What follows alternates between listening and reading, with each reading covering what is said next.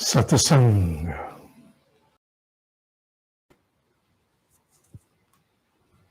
व्यवस्थित चिंतन विचारों की शक्ति का आधार है।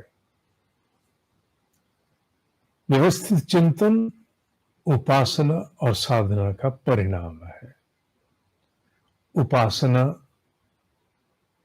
जप, ध्यान इत्यादि, साधना मनन, आत्म अवलोकन, आत्मदर्शन, आत्म परिष्कार, ये साधना है। मनोमय कोश विचारों का कोश है। मनोमय कोश की साधना के अंतर्गत प्राचीन भारतीय मनीषा के प्रकाश में हम ये जानने की चेष्टा कर रहे हैं कि किस प्रकार व्यवस्थित चिंतन को स्थापित किया जाए जिससे हमारे विचारों में शक्ति जन्म ले। भगवद गीता, श्रीमद् भगवद गीता के प्रथम श्लोक के गहरे और विस्तृत प्रकाश को अभी तक साझा किया गया है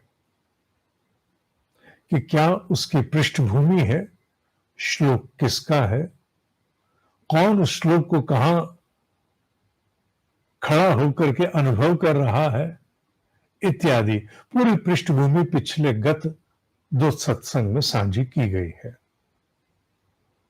अब आज अवसर है उस श्लोक के शब्द के द्वारा उस व्यायाम को जानने का जिसके द्वारा आत्म परिष्कार हेतु एक बहुत बड़ा मार्ग प्रशस्त होता है, आत्म अवलोकन हेतु मार्ग प्रशस्त होता है। श्लोक का पहला शब्द धर्म क्षेत्र है, दूसरा कुरुक्षेत्र है। कुरुक्षेत्र शब्द पर पूर्व में प्रकाश दिया जा चुका। कर्म का क्षेत्र, the field of the reason of activity. धर्म का क्षेत्र क्या है? धर्म का क्षेत्र निर्धारित दायित्वों का क्षेत्र है। All of your mandatory obligations, निर्धारित दायित्व जिनकी पूर्ति किए बिना मनुष्य बच नहीं सकता।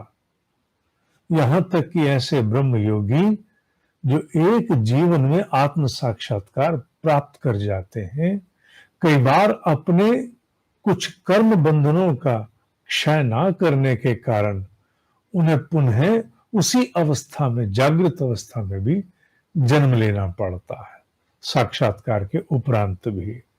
कोई दायित्व कहीं कोई छूट गया, किसी का बंधन भी पूरा होना बाकी है, आते हैं, भले वो थोड़े समय के लिए आए या लंबे समय के लिए, आकर के अपने हिस्से का योगदान करके चले जाते हैं। तो धर्म क्षेत्र दायित्व का क्षेत्र है। जो आपसे आशा है, धर्म शब्द केवल उतना नहीं जितना हम उसको रिलीजन के नाम से जानते हैं। रिलीजन शब्द धर्म के लिए नहीं है। वस्तुतः अंग्रेजी भाषा में इस शब्द के समतुल्य कोई शब्द नहीं है। धर्म क्षेत्र के साथ उस भाव को भी समझना होगा जहां हम किसी भी तत्व के मूल अस्तित्व का उल्लेख करते हैं, जैसे अग्नि का धर्म जलाना, पानी का धर्म गलाना, वायु का धर्म सुखाना इत्यादि।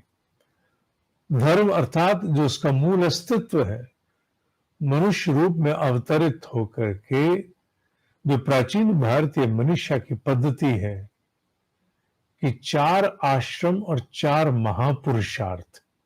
आश्रम आयु के अनुकूल, ब्रह्मचर्य, गृहस्थ, वानप्रस्थ, सन्यास।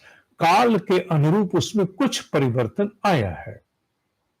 और 4 महापुरुषार्थ, धर्म, अर्थ, काम, मोक्ष। ये एक एक अपने आप में बड़ा विस्तृत है, केवल उतना नहीं जितना हम जान पाए। इन 4 आश्रमों में इन 4 महापुरुषार्थ को सिद्ध करने हर जीव इस पृथ्वी पर आया है, और यही उसके धर्म का क्षेत्र है, द रियाम ऑफ धर्म। धर्म की पूरी परिधि क्या है, व्हाट इज द पेरिफ्री? जानना हो तो धर्म शब्द को बड़े विस्तृत प्रकाश में जानो, जिसमें पहला है मूल अस्तित्व। किसी भी तत्व का मूल अस्तित्व, उसी रूप में मनुष्य का मूल अस्तित्व क्या है? 4 आश्रम, 4 धर्म, ये पूरे करने हैं। धर्म, अर्थ, काम, मोक्ष, नई स्थापनाएं करनी है, नए प्रकार की जितनी भी उपलब्धियां उनको अर्जित करना है। वो कला कौशल हो या विज्ञान हो, वो समस्त काम के क्षेत्र में आता है। अपनी ओर से पुष्टि कारक बनना है, पुष्टि जहां कहीं भी संभव है प्रदान करनी है, पोषण जहां भी संभव है देना है, एक पोषक तत्व के द्वारा। अर्थ और धर्म, धर्म के अंतर्गत वो सारे दायित्व आ जाते हैं। मूलतः धर्म का निर्वाह करते हुए ये सब साथ साथ चलता है। मोक्ष अनासक्त भाव, वैराग्य भाव द्वारा नित्य अनित्य का भेद करते करते इस जन्म मरण के चक्र से छूट जाना, अर्थात उत्तरोत्तर प्रगति प्राप्त करते करते प्रगति के चरम को, द जेनिथ ऑफ अकम्प्लिशमेंट, उसे प्राप्त हो जाना।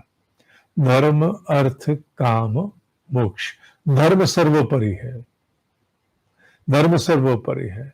धर्म के बिना, अपने दायित्व के निर्वहन के बिना कुछ नहीं, मुक्ति नहीं है।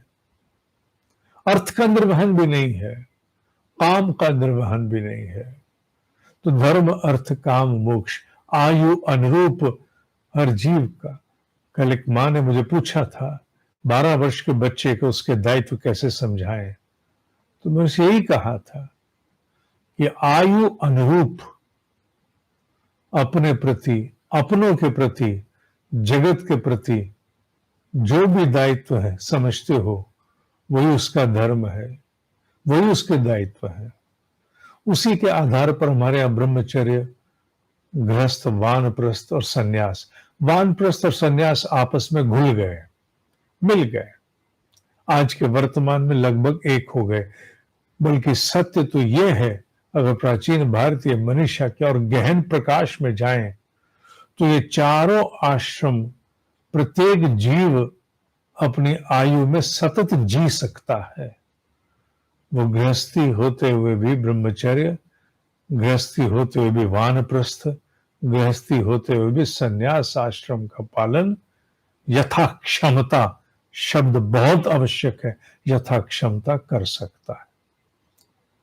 धृतराष्ट्र भले वो अंधा हो गया है अनधिकृत चेष्टा के लिए, he wants to usurp the rights, malefic intention, भले ही वो अंधा हो गया है, पर होने पर भी धर्म की पताका ऊपर रखने के लिए केशव वाणी ने धृतराष्ट्र के मुंह से भी निकलवाया, जो अधर्म पर आरूढ़ है उससे कहलवाया, पूछ धर्म क्षेत्र कुरुक्षेत्र, जो होना चाहिए, जो निर्धारित दायित्वों का क्षेत्र है धर्म क्षेत्र, कुरुक्षेत्र है, और जो हो रहा है, what all must happen and what all is actually happening, दोनों में क्या फर्क है? बहुत बड़ा फर्क है। जो होना चाहिए और जो होता है, कितना बड़ा अंतर है। अपने आसपास देखें, अपने आसपास को छोड़ करके अपने आप में ही देखें, तो क्या हम नहीं जानते कि हमारे भीतर, हमारे द्वारा क्या क्या होना चाहिए और क्या क्या हो पाता है ना अंतर? कितना बड़ा भेद है। क्या होना चाहिए, क्या वस्तुतः हो पाता है, कितना बड़ा अंतर है। यही धर्म क्षेत्र और कुरु क्षेत्र है। भेद है, दोनों में भेद है। जो होना है और जो वस्तुतः हो पा रहा है, इन दोनों के बीच का भेद मनुष्य को आत्म अवलोकन, आत्मदर्शन द्वारा ही प्राप्त होता है. Unless you interiorize, analyze, introspect, how do you understand the difference between the region of your mandatory obligations and the actual dispensation? जो योग्य करने के जो हो रहा है, दोनों का भेद. इसीलिए उन्होंने पूछा संजय से, कौन? वो जो निष्पक्ष है, वो जो कभी मिलावट नहीं करेगा, वो जिससे कभी आशा नहीं कर सकते कि वो अपनी ओर से कोई बायस कर देगा, वो जिसे खरीद नहीं सकते तुम उसे पैसे देकर के मनमानी बात भीतर नहीं उपजवा सकते. वो वही कहेगा हर परिस्थिति में, हर स्थिति में जो उसे कहना है. वो कभी भी गलत नहीं बोलेगा, मिक्स नहीं करेगा. वो आपके द्वारा प्रेरित नहीं है, प्रॉम्प्टेड स्पॉन्सर्ड नहीं है. वो सदा जिसकी विजय होगी अंतःकरण, जागृत अंतःकरण, उसे कहा गया संजय. उससे पूछा है ये जो धर्म का क्षेत्र है, जो कुरु का क्षेत्र है, इसमें क्या हो रहा है? अभी पूछने का ढंग थोड़ा और विस्तार प्राप्त करेगा. अभी तो केवल धर्म का क्षेत्र क्या, किसे जाने, कुरुक्षेत्र क्या, किसे जाने, इसकी मोटी व्याख्या है. कल इस श्लोक के प्रकाश में हम और अधिक जानने की चेष्टा भी करेंगे. आज के लिए इतना ही. सत्संग के लिंक और लेख का लिंक सबको समय रहते. ओम ही सत्य है, ओम ही सत्य है, ओम ही सत्य है.